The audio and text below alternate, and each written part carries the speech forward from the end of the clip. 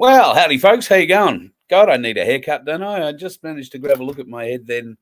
It's never good at the best of times, I understand. But, yeah, hair absolutely everywhere.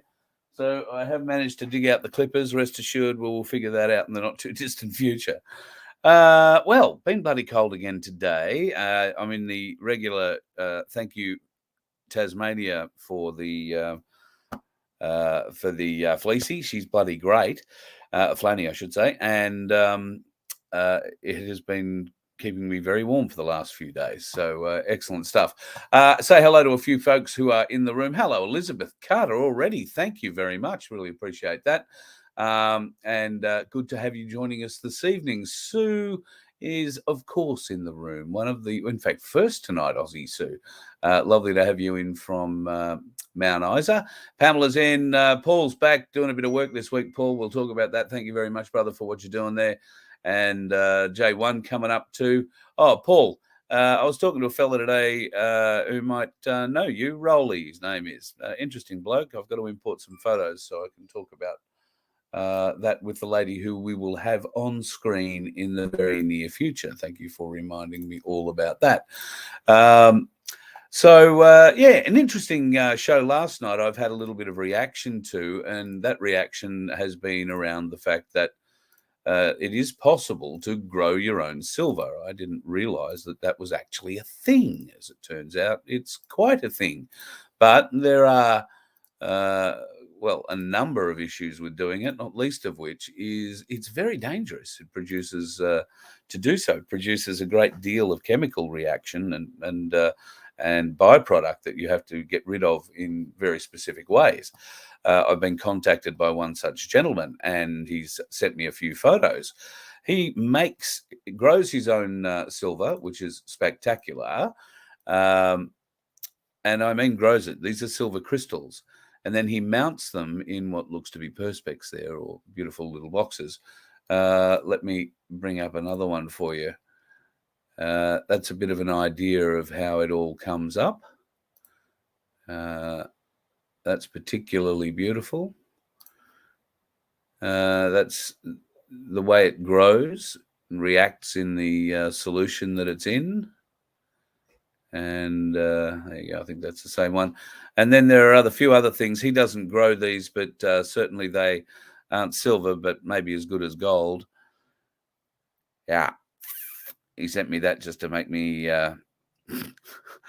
hungry, I guess, bastard. A nice muddy. But there you go. You can actually grow silver. Who knew? I thought it only ever came out of rocks. I didn't know it was a crystal. So there's me in chemistry gone. Thankfully, don't rely on me for chemistry. Don't rely on me for financial advice, because I don't give it. Neither does the lady I'm about to talk to, but she does know a bit about the area. Hello, Catherine Smith from Freedom Financial Services. God love you. You look greatly refreshed after your holiday. Welcome home. Thank you. I'm glad to be back in Australia, I can tell you. Travelling is not all it's made out to be. Well, you particularly gave yourself an endurance event, can I say? I did. You were, 30 hours or more, and you knew you were going to be 30 hours or more in the air, wasn't it? Or just transiting? And then Mexico, Guatemala. I had friends tell me it was lovely and safe. Don't get me started. Maybe we should do a whole show on my experiences in those countries, because don't go, particularly to Guatemala. No. Wow. I'm still having nightmares of men just walking down the streets with machetes and AK-47s or whatever they are. So yeah. And I had my family, and men are just walking along with machetes. Wow. So I imagine you didn't stay in Guatemala very long. Luckily, we're only there for about 4 days, but geez, we had an adventure. It was one day we almost thought we died 3 times. Wow. Another time we crashed the car and we had to change the tire with a man pointing an AK-47 at us while we're changing the tire. Wow. Yeah. So Australia is a Geez, really when good you go place. on holidays, last time you went on holidays, there was, mud, guts, and blood, but that was just in the outback of the Gold Coast. Now you take the kids to Guatemala for it. You love your adventures, your family. Yeah, not anymore. I'm done. But the point of it all is getting back to Australia and realizing just what an absolutely magnificent country we have got. And, we have to save it. There's been times in the last 2 or 3 years when I just wanted to leave. It's like, just take me somewhere else. But now having traveled, we've really got to save Australia. We just have to. Mm. I've heard that a lot from a lot of people, particularly since the restrictions have been lifted and they've been able to go back out to various parts of the world, but everywhere is different. Certainly, there are areas that are more dangerous than others. You seem to like those adventurous holidays. Mhm. But I'm getting the same reports. It doesn't matter whether you're going to Italy or Germany or France or the UK or further into eastern parts of Europe. They're all saying the same thing. I guess in eastern parts of Europe, they're all worried about, what's going on with Ukraine and Russia and NATO particularly. There is no real belief, from my understanding of the people that I'm talking to in those places, that that Russia are doing anything other than protecting itself. So, Yeah, as we know. yeah. So the mainstream media are the only ones who are trying to prattle off that piece of bullshit to you. Mm. So, what did you think about before we get into other things? I had no idea that you could grow silver. Thankfully, you got home okay. I'm really glad you did. And I know a good psychologist if you need help. I think I do. Um, I didn't know silver was crystalline. Was a I crystalline substance you could grow. I'd So, had no idea. That could, right. that could really be a thing of the future if we can make it safe, because it's definitely a metal that's really in demand and likely to skyrocket in value. Because as far as I know, they can't make enough of it quick enough. So I don't know Well, how much we can make. I believe the process is quite significant. The chemicals involved are, fairly significant, and you actually need silver to start the process. Um, so I've learned a little bit about it today, but what I've also learned is while it's 99.9% silver, you do not get, like, you couldn't walk into any of the bullion companies with it. And even if you'd melted it down and put it into a bar or something, you couldn't walk in and expect to get the spot rate of the refined silver Mm. that they sell. So that means your outlay for costs and whatnot are whatever they are.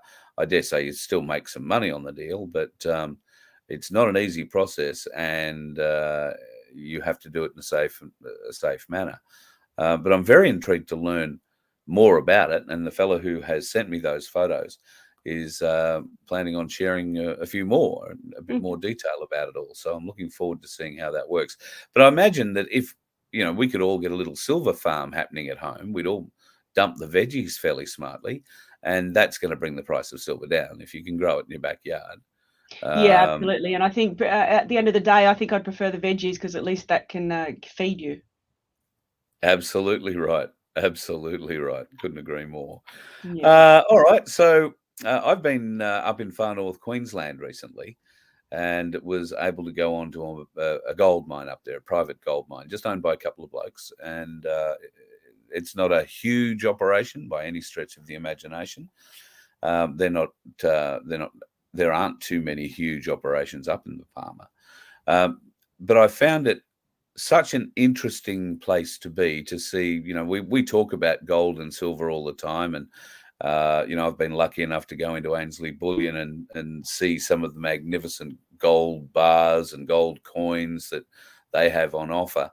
Um, it was so interesting just to be right at that beginning process. And Mm. I remember sitting down on the first night with one of the guys there, Rob, and he said, "Look, there's nothing quite like pulling out a piece of gold that you're the first person in 50 million years or more to have seen." Mm.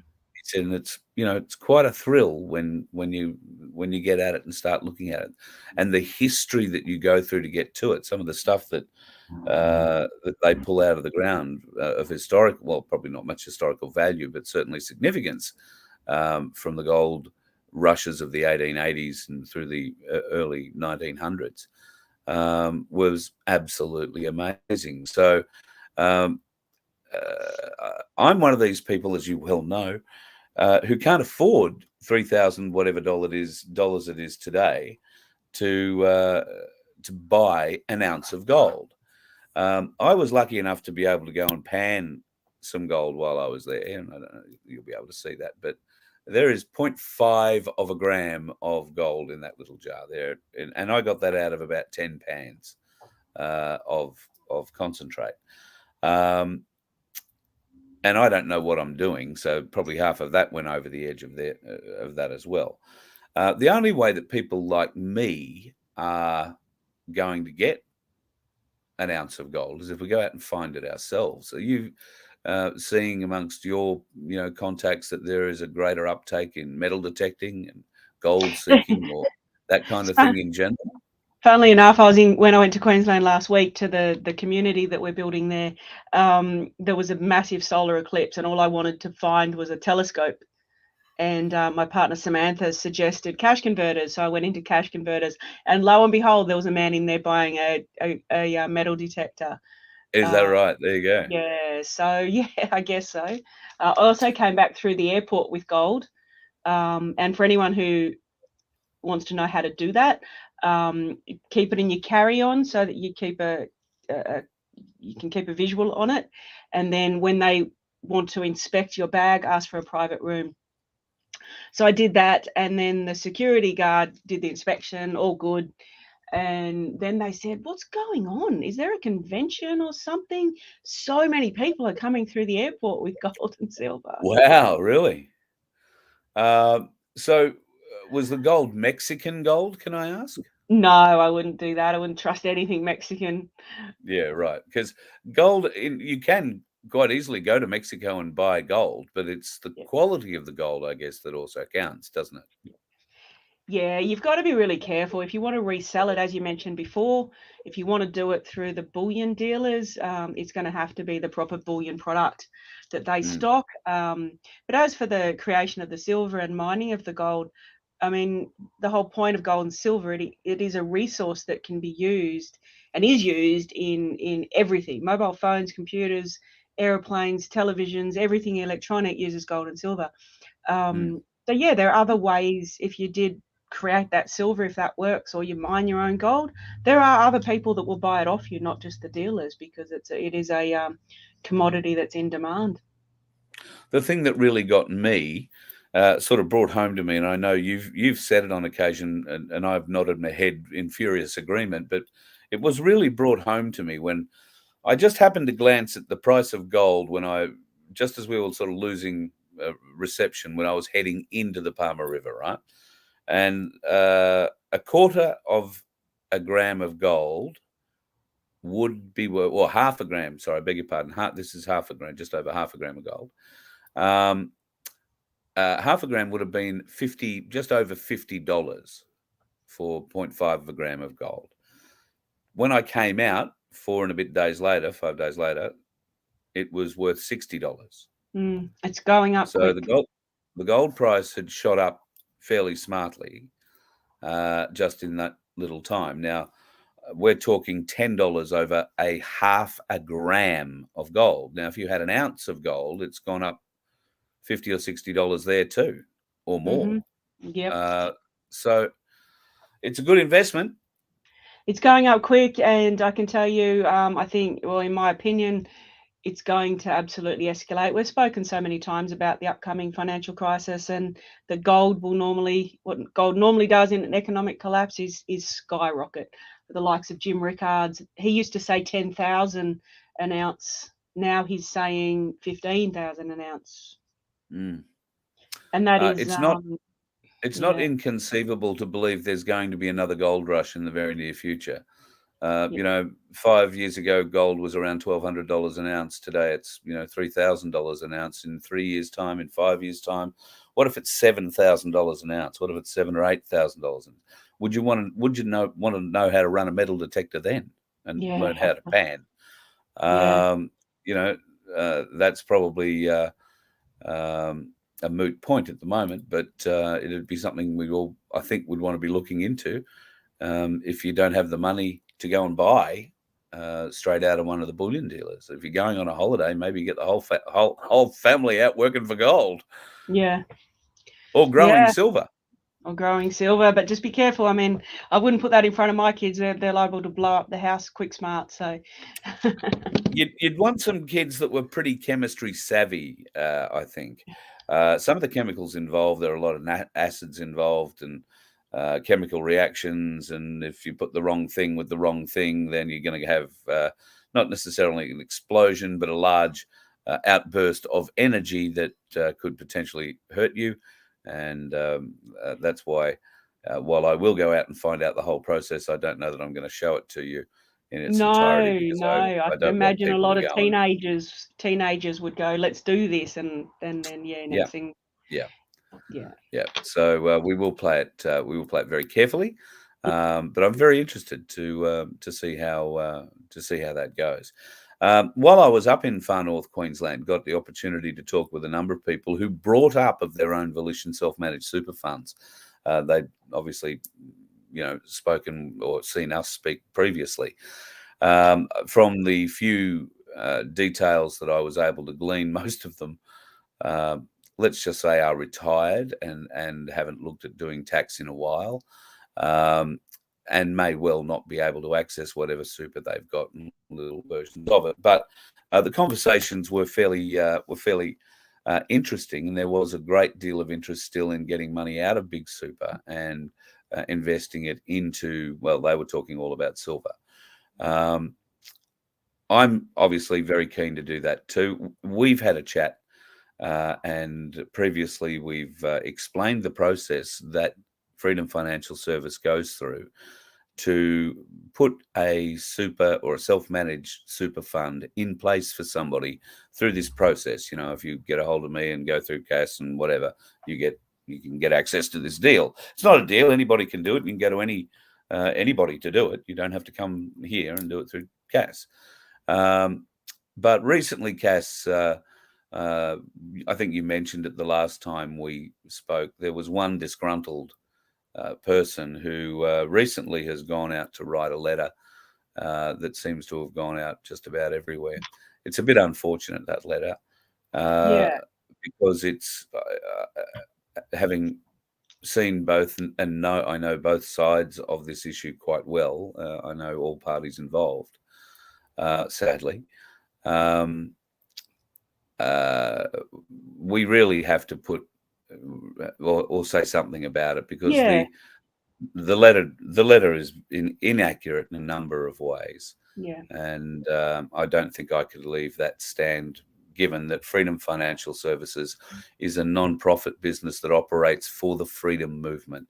Any profits that are derived, you and your board allocate funds back out into the freedom movement to help push things. So there is no, and I don't believe there is any great suggestion of any impropriety or anything like that. Just somebody who I think got a bit disgruntled and thought customer service was lacking, and really the reality was quite different. Just well, maybe I should shut up and let you. I'd really like clear the air about it. People on here might have seen it, but even those that haven't, get this out on the air so people can search it and two sides to every story. Going back a bit, like back into the pandemic, I've been an accountant, mortgage broker, superannuation specialist, what else? Financial planner, real estate agent, everything for 20 to 30 years. 2021 was my biggest year. I was selling house and land packages. And then obviously all the builders started going bankrupt. I sat at my office going, oh my God, what am I going to do? I was going to retire, because I just went, I don't need this anymore. I can retire. Some of you will know I've bought a farm in Withering, Gold Coast. Absolutely beautiful, beautiful place that we're setting up as a community. I was just going to retire and play with goats and animals and plants. That's what I really want to do with my life But I started talking online about SMSF and gold, and the fact that you can get your super out of the big systems before it crashes and you can buy gold. and everything went crazy. We went from, I used to set up like 2 SMSFs a month, 24, 25 a year. All of a sudden, we were doing 2 a day. That's 40 a month. That's 1,000. So when was that? Just after you started talking to me? No, I wish. We'd be going back a year now. Yeah. Just a year. So we had 1,000% increase in business, just like that, just because I started saying to people, you can get SMSF and get gold. And yeah, the business went absolutely crazy. And I thought, well, okay, I can't retire. Obviously, this service is needed amongst my like-minded freedom fighters. Before that, I was actively in the things that we're doing, the parades and what we call, not the riots, what are they called? What do we do? I don't know. When we all get together and chant and stuff. Yeah. Yeah, I've even forgotten, but they're coming up again now. But yeah, I was actually involved in that. I was trying to protect my kids from the vaccine. I was doing all sorts of things. But then all of a sudden, my SMSF skill just all of a sudden was in very high demand. So anyone that came to me at that time, I do apologize, because we had 1,000% increase in business in a matter of weeks. I don't know any business that can cope with that. So I had to get on new staff, 10 new staff, that means 10 new computers, 10 new desks, a bigger office, bigger IT, bigger insurance, bigger rent, bigger everything. And of course, when we set up an SMSF, we don't get paid for about 10 weeks. Yeah. So we were actually running at like a 30 to 40,000 a week loss to get all this running. But I did it anyway because I just yeah, want to sorry. make it clear. Let's put that another way. What you were effectively doing was, for every one of those folks that were sent to you to set up a SMSF, you were fronting the self-managed super fund company cost of setup and associated other bits and pieces up front. You weren't asking it from me, for instance, as somebody up wanting to front. get my super converted. Yeah, it was up front. It was out of pocket. I had to pay with my credit card $538 to set up the company. That doesn't sound like much, but if we're doing 40 a week, that's 21,000 a week. I'm putting on my credit card, plus the staff and the IT and the rent, and then not getting paid for 10 weeks. So I was drawing off my home mortgage to fund all of this. I didn't mind, because I knew the money would come eventually, and it just exploded. I couldn't just walk away, because it seemed like everyone really wanted our services. So, but then we started really, really coming into trouble, because what we found is that at the end of the process, maybe 1 in 10 clients that order the service, we would set up the company, pay the money, pay all the staff, do everything, and then they'd go, oh, you know what? Oh, I've changed my mind. Yeah. But hang on, you ordered a service, we're out of pocket $1,000 or more. You can't just change your mind. That's like, getting a painter to paint your house, and then 95% of the way through go, no, don't worry about it, and expect not to pay for it. So what we ended up doing is implementing a $660 deposit, because that at least covers the cost of the company and an extra like $100 for our time. We had to introduce that just to keep the cash flow growing, because at that time I was going, look, I'm running out of home mortgage. I can't keep drawing down. How do we pay the staff? So the $660 deposit kicked us going again. We had enough cash flow to keep going. This particular client you're referring to, Carl, she put in the order form. She signed the order form to say she'd pay $2,200 for the setup. She paid the $660 deposit. We set up the company. We set up the trust. We set up everything. We sent her paperwork, 200 pages of all this paperwork. In fact, she can walk with that and set up, and she's got an SMSF. But then she turned around and said, oh, no, I've changed my mind. She was really, really, really, really rude and aggressive. She made one of my staff members, a young 18-year-old girl who I really, really like. She's a fantastic girl. She made that staff member burst into tears and walk out of the office saying, I can't do this anymore. So I went back to her, this client that we were talking about, and just said, look, we don't want you as a client. We'll give you your money back. Just go away. So I offered her money back. She didn't get back to me for months. Then she sent me an email. I want my money back, blah, blah, blah, blah. And I'm like, look, we've already spent the money. Anyway, that's what this bad email is about, and the letter and everything she's put over a whole lot of social media posts is that, you know, she's carried on about all sorts of really defamatory comments, really horrible stuff that, you know, we're fraudulent, we're scammers, blah, blah, blah, blah, blah. We're not. We're running as a non-profit. We're just trying to help people. Like when I get feedback like that, look, we've set up 750 funds. And all of our clients are so grateful. We get presents. I'm drinking wine tonight. I can't remember the name of the client that sent me this, but it was not just one wine. We got 4 wines and a hamper. You know, and it's lovely. Jeez, it's nice wine. I buy cheap stuff. This is obviously not cheap. No. Yeah, we have so many happy clients. And then for this one rude, abusive, abrasive, defamatory client, like, I mean, I felt like packing up last week and just going, you know what? I'm going to go to my farm, play with my goats. But I have to keep coming back to the fact that we've set up 750 funds, and so many of our clients are so grateful. They want us to keep doing this. For this one bad mouthing person, it's just like, it's just really sad. I've now offered her her money back and just said, just go away. Just apologize for what you've said, because it's all not true. Yep. And I'll give you your money back. Go away. But some people love drama. They just love it. I'm in a position now where I could take her for defamation. I could hand her ass. Yep, absolutely. I could spend 50 to 100,000 in legal fees handing her ass, and I can do that. Or I could give that money to freedom causes. Like, so in some ways, I want to take her to court and hand her ass, but on other hands, it's like, well, there's better things to do with my time and my energy than fight some whatever she is. So.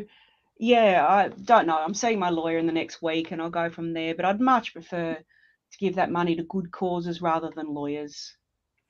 But well, anyway, she's that's it. Certainly had that offer, and I've seen the email that you sent her, and I don't think it's unreasonable for you to expect that she retracts.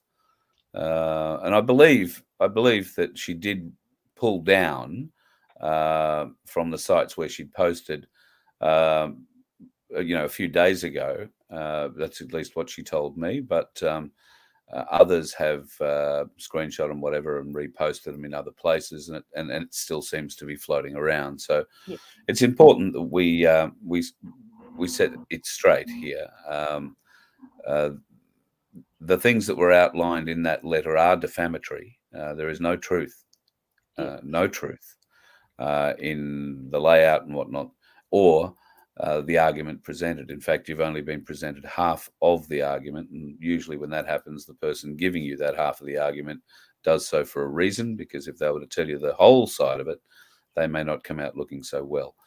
Anybody who's going to abuse, 18-year-old staff who are essentially admin staff and not involved in the SMSF process, other than answering the phone and channeling a call to somebody who is my understanding of it. Yeah, absolutely. And no call for that. It's really disappointing, because I mean, I've seen it like the whole way through this movement, that the freedom movement just seemed to fight each other.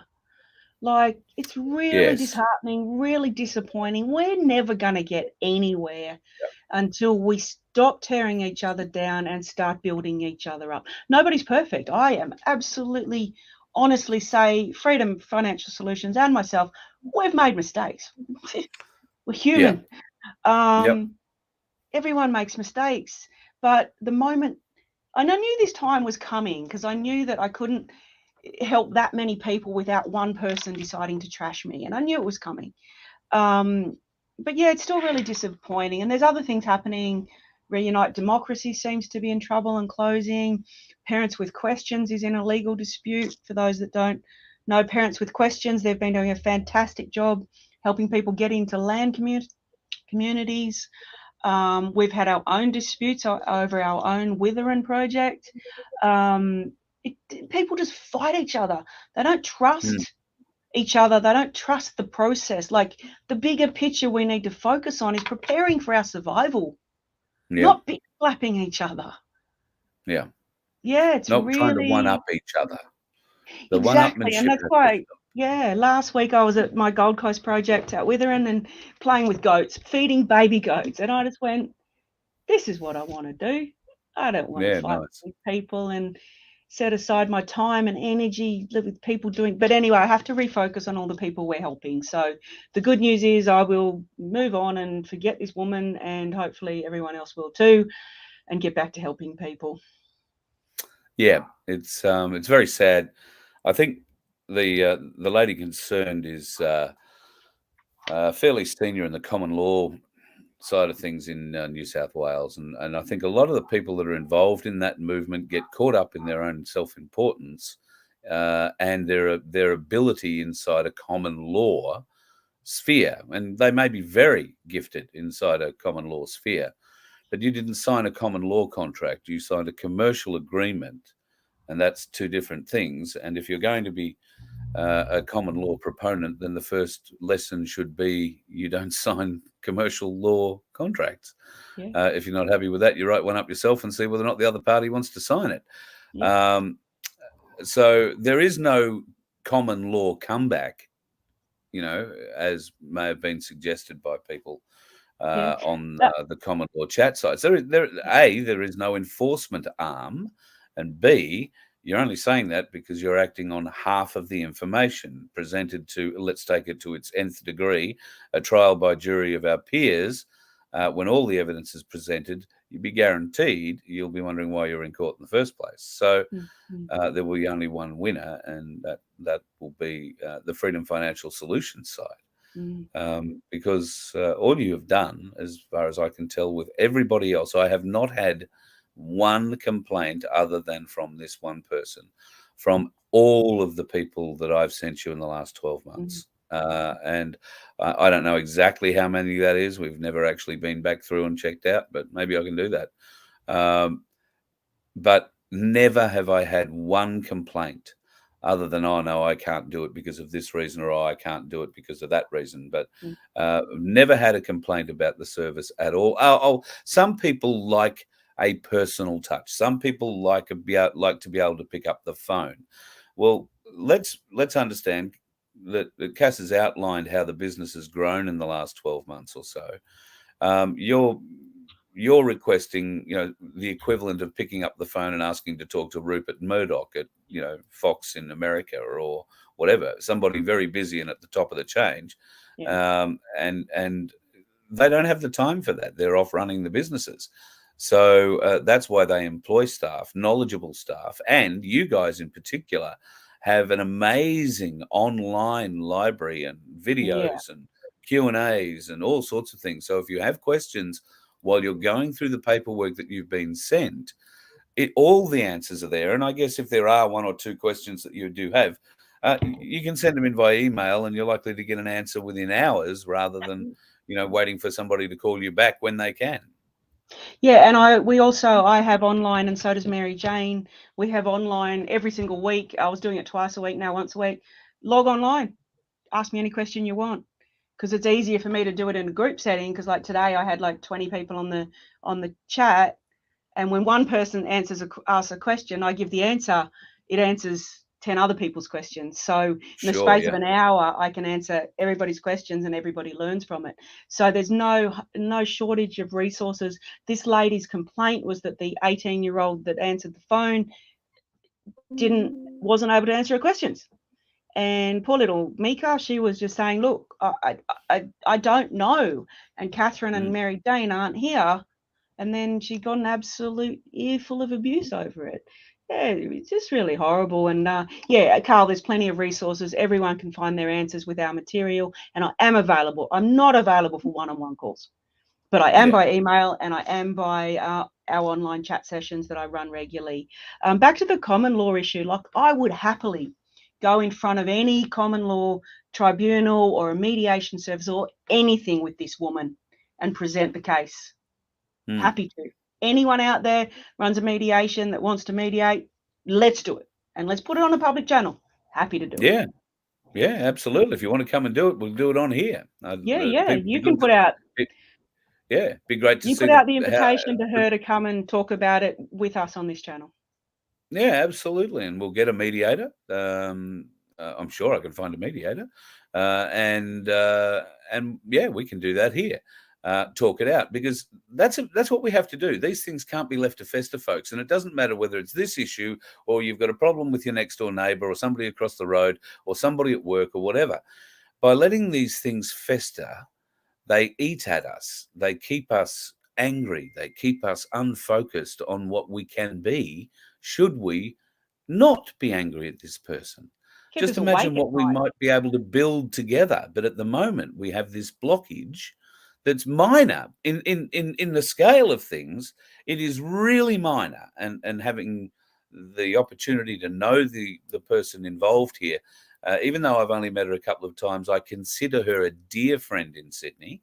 I don't have too many friends in New South Wales, and when I go there, she is one of the few people I count on, one hand, that I really look forward to seeing and having a conversation with. She's a very intelligent lady, and witty, smart.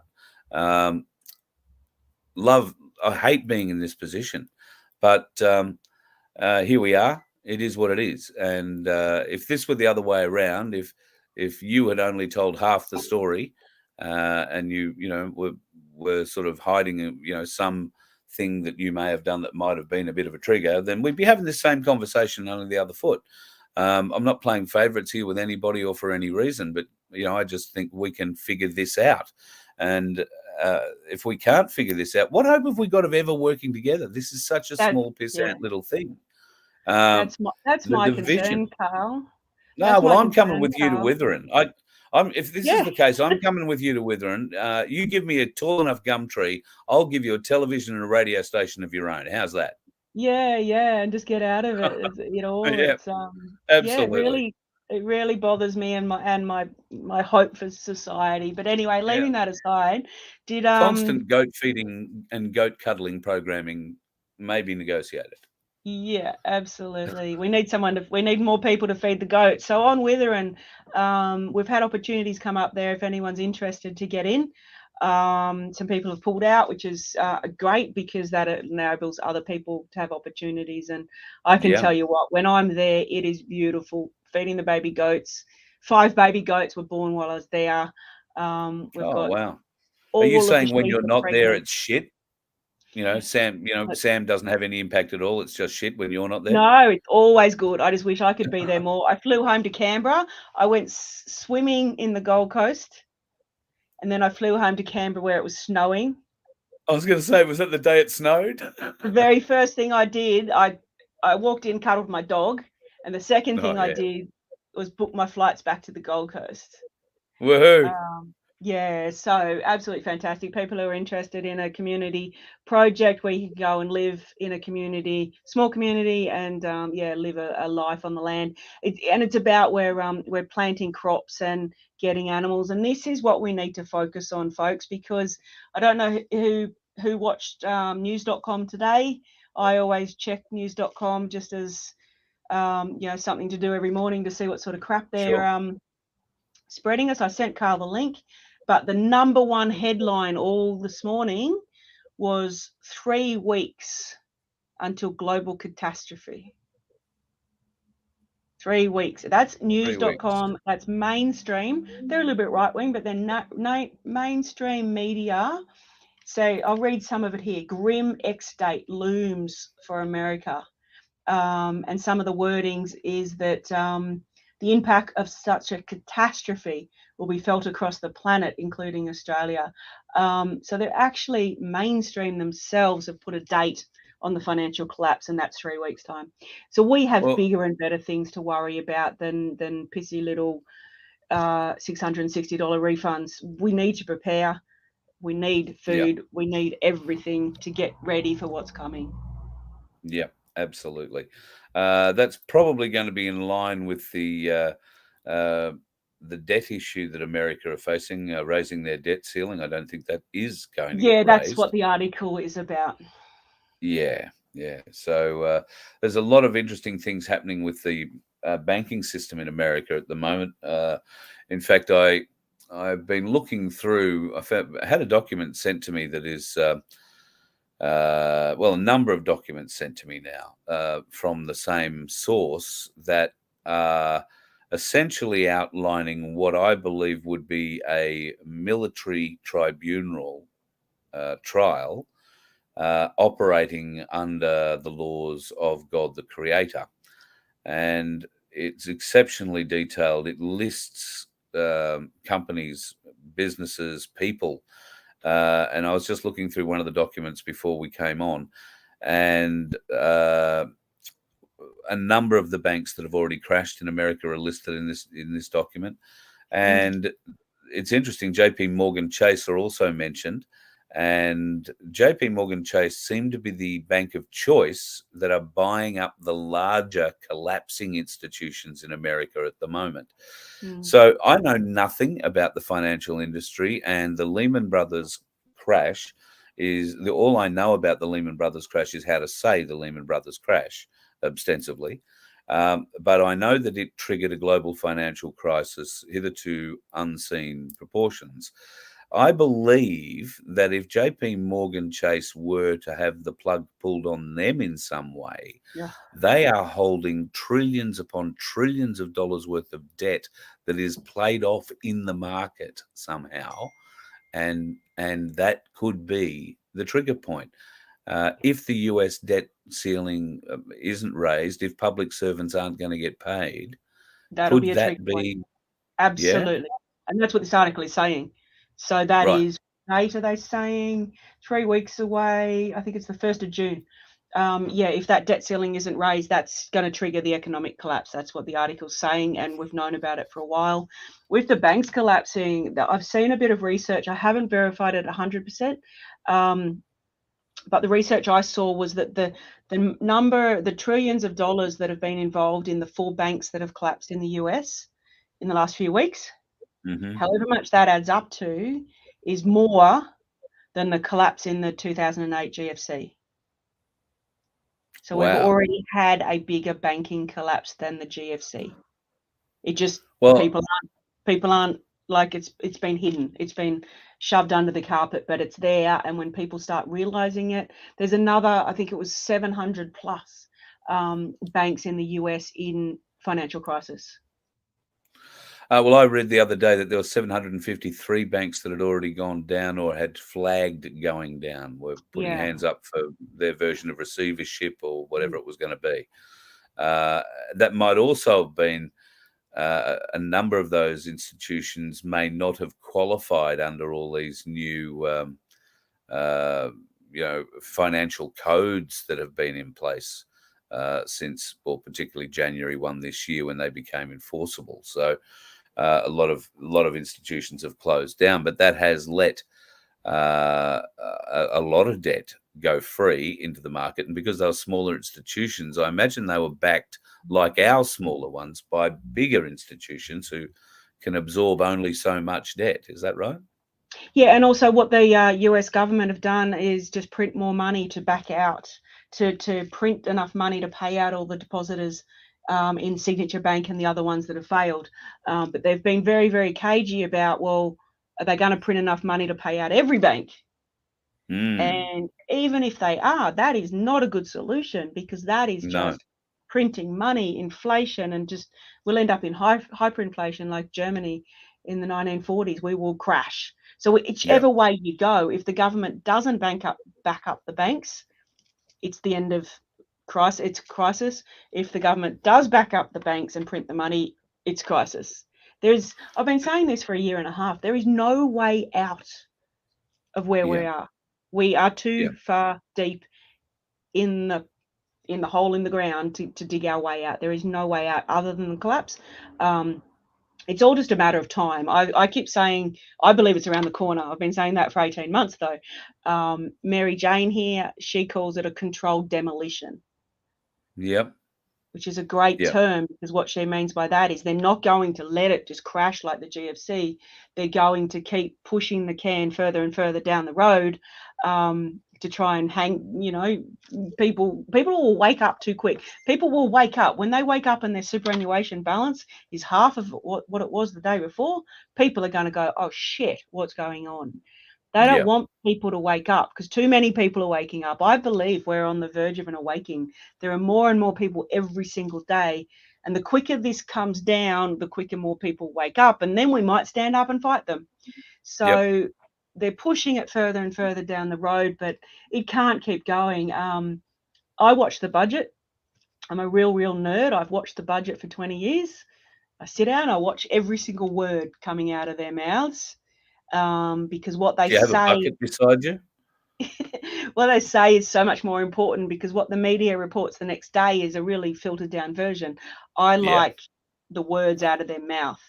And I watched it this year just going, what the F am I watching? It felt like I was watching a fiction, like a movie, because the Treasury is, Chalmers is like, the Australian economy is booming, everything is fantastic. We're going into a surplus for the first time in 15 years, and we're going to spend all this money on this and this and this and this and this. What normally happens in the budget is they roll out all their spending and they make you feel all good, because they're going to give this much to hospitals and this much to schools, and on it goes. And then they turn around and go, but hang on, we're going to tax this, and we're going to do this, and we're going to do this. And then you go, oh, shit. This time it wasn't. It was all spending. Oh, we're going to tax cigarettes and some exports.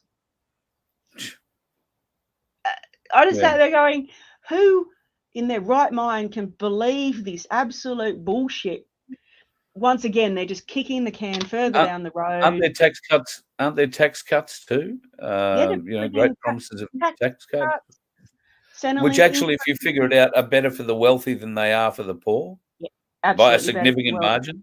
Absolutely better for the wealthy than the poor. It's always been the way. But watching this budget, I'm just like, they are just kicking the can further and further and further down the road, making everyone feel all comfortable and, oh, isn't this lovely? Whilst everything collapses around us. Well, can I ask a question about a hyperinflated economy? Like you mentioned, Germany in the 1940s, where people were literally taking wheelbarrows full of money to go and buy a loaf of bread. What would the position of a person holding precious metals be should hyperinflation take over the country and we still have, the fiat paper money system happening?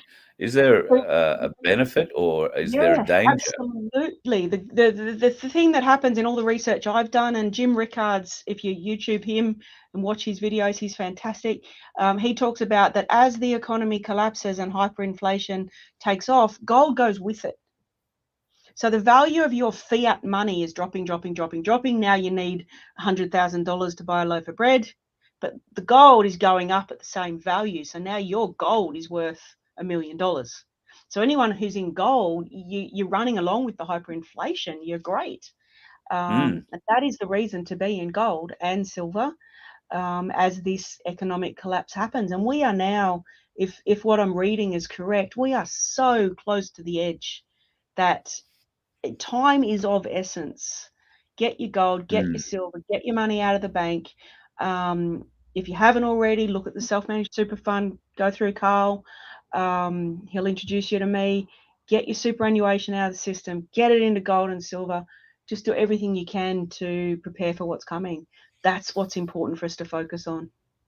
Yep, absolutely. All right. Well, I'm pretty excited to hear how we go with a few more self-managed super fund folks. If you're interested, then by all means, get a hold of me, Carl at vofhq.com, and I'll make sure that your name gets put right on Cass's computer. I mean, she'll only send it to her assistant, but I'm putting it on Cass's computer. I'm telling you, that's just how it's going to work. And one thing, Carl, I'd like to talk about before we log off is people with small balances. It is an issue. It's difficult to do an SMSF with a small balance. I have until now resisted putting small balance people together to make an SMSF with say 4 people with a small balance. But I'm willing to consider doing it, and I think the only way to do it, Carl, would be you and I run a separate show. And I've got all the emails you sent me today of the clients that have inquired, and anyone else who's got a small balance that wants to inquire. And we run a special show just for those people interested, and I can explain how it can all work, because it is complicated. Small balance people who are strangers coming together, very complicated. But if I can explain it all really, really, really carefully, and those that still want to do it come together, the state we are in at the world, I'm happy to work with that and see what we can do. Is geographic location to each other important? Not really these days. With a lot of the stuff we do is DocuSign. So probably more important is IT literacy.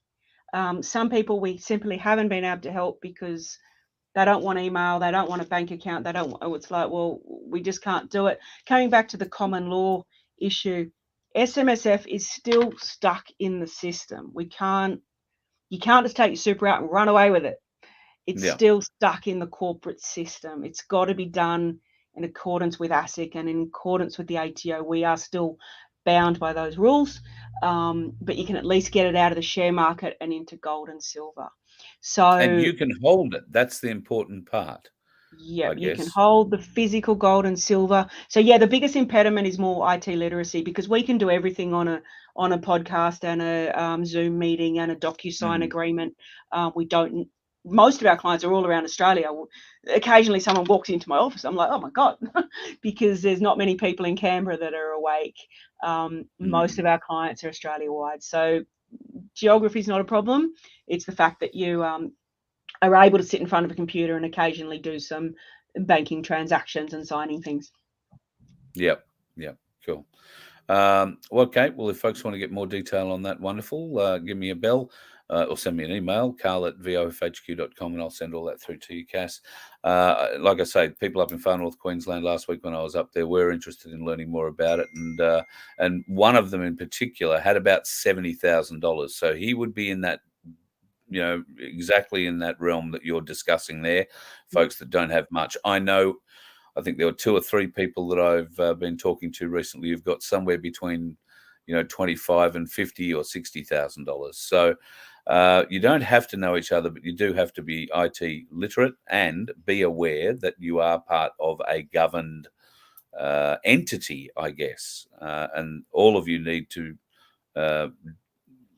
do your bit, I guess, to stay compliant. That's essentially how it is, isn't it? Yeah, absolutely. You have to stay compliant, because the penalty for non-compliance is 50% of your super. And if you're all in together and one person is not compliant, it can affect everyone else. So that's why I've withheld doing it, because it's complicated. But I'm willing to run a whole session and see who's willing to do it with other people, and then we can introduce people into a like-minded group, and then start doing that just to try and help those that have got smaller balances.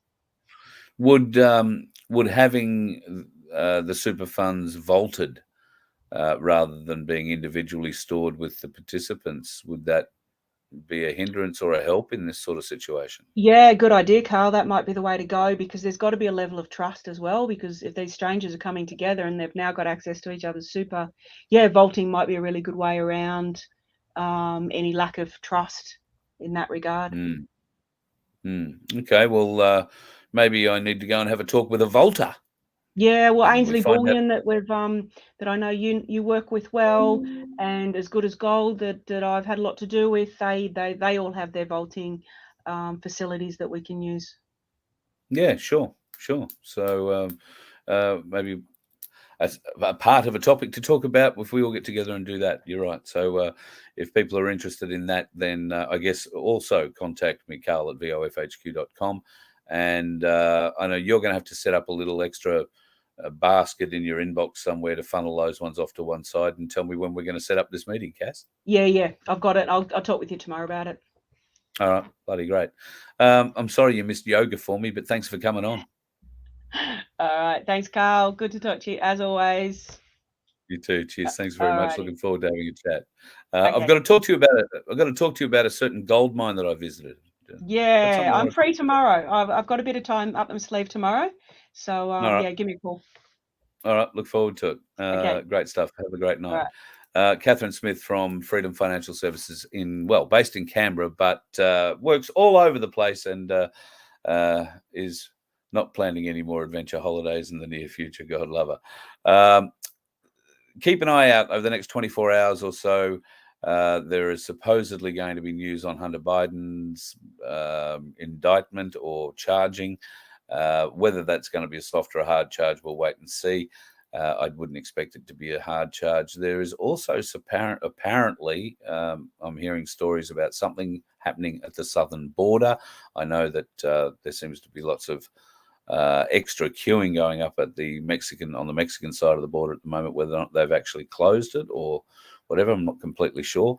But keep an eye out what's going on there. There is also stories breaking across Midwest and Northern America where immigrants, people who've come across the border, are being held in $300 a night hotel rooms, booked out entire hotels, and are just living there at the moment. If you try and go into that hotel, if you try and film around those hotels, they have security that chase you off fairly rapidly. So looks like the Biden administration, we all knew they were shipping people across the border and then just putting them on a plane and disappearing them, including children who they wrote special legislation for so they didn't have to return them back to their country of origin or relatives. In most cases, or in a lot of cases, those children were kidnapped from their parents in places like Venezuela and Guatemala and have been used to try and aid others trek across the border, gain sympathy in some way, shape or form. Bloody horrible. But hearing a lot of stories that things are going to break at that border in the not too distant future too. So yes, the US debt ceiling is what I figure will be the trigger too. Cass is 100% on the money with that, and we'll try and keep an eye at it over coming days and weeks. I'm going to leave it there tonight, folks. Have yourself a good night. Thank you very much for your support. If you want to keep supporting us, please, maybe you can help me buy a haircut. You can donate at vofhq.com, or by all means, please become a member, because we are going to give away some silver thanks to Ainsley Bullion.